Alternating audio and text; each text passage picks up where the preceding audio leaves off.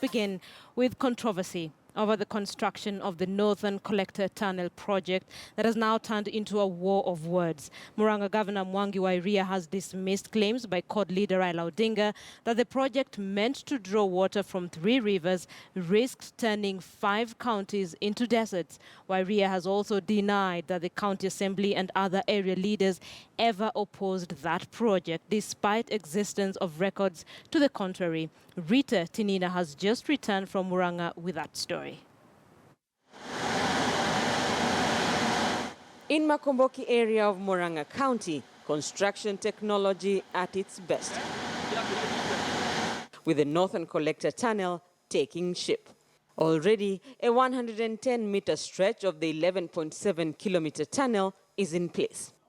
Water Cabinet Secretary Eugene Wamalwa and Muranga Governor Mwangi wa Iria paid a visit to the construction site just a day after court leader Raila Odinga stirred the waters over the 6.8 billion shilling World Bank funded project meant to draw water from rivers Irati, Gikige and Maragua into the Ndakaine Dam for consumption in Nairobi. Larger Muranga, Garissa and Ukambani and Tana River Delta region will be deserts within 5 years of this project being implemented.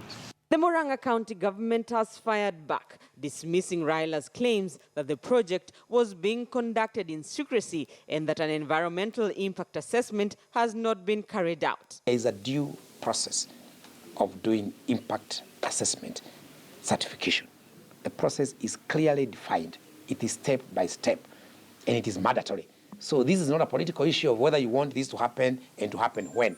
But it has now emerged that the project had come up before the Muranga County Assembly in December 2014, and members of the Assembly then were jittery about the project over, among other issues, the social and environmental impact, lack of public participation, and benefits to the residents of Muranga.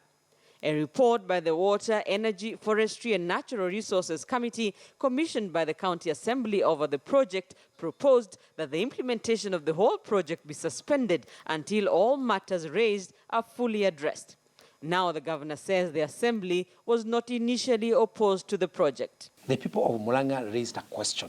They said, as we supply water to Nairobi, we also need to be convinced that the people of Muranga will also benefit in terms of supply of water from the project. As an assembly, we were not opposed to the project. As an assembly, what we wanted is clarification on whether all the due process had been followed upon the project. The governor would not elaborate what exact issues from the committee's recommendations were resolved. We are still furthering that conversation. So what we are saying is that it is a continuous process on how we need to benefit. In a statement, Raila Odinga, reacting to Mwangi wa Iria, asked the governor to stand up for the people of Muranga. On Monday, Jubilee leaders accused Raila of opposing the same project he launched in 2012. And we all know that this project was Raila's baby.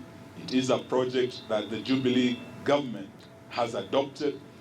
And it's not the only project. All Vision 2030 projects have been prioritized by the Jubilee government. Controversy over the Northern Collector Tunnel is not just about the environment. Political and financial issues over compensation surround the project, one of the government's biggest initiatives to try and solve Nairobi's perennial water problems.